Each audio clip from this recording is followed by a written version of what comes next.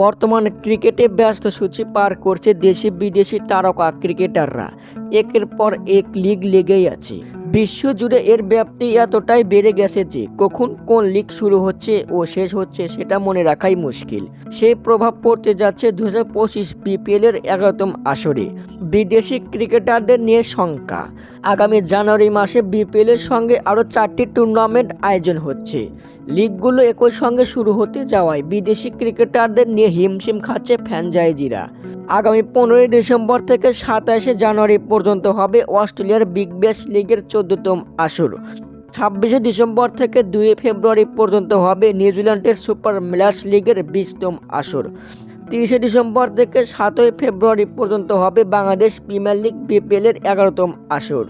9 জানুয়ারি থেকে 8ই ফেব্রুয়ারি পর্যন্ত হবে দক্ষিণ আফ্রিকার এএস টি20 লিগের 3য় আসর।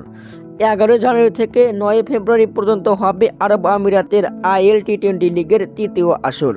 এছাড়াও আগামী বছর 2025 সালে একই সঙ্গে শুরু হচ্ছে ইন্ডিয়া প্রিমিয়ার লিগ আইপিএল ও পাকিস্তান প্রিমিয়ার লিগ পিসিএল টি20 league. BD news, Hridoy Hasan.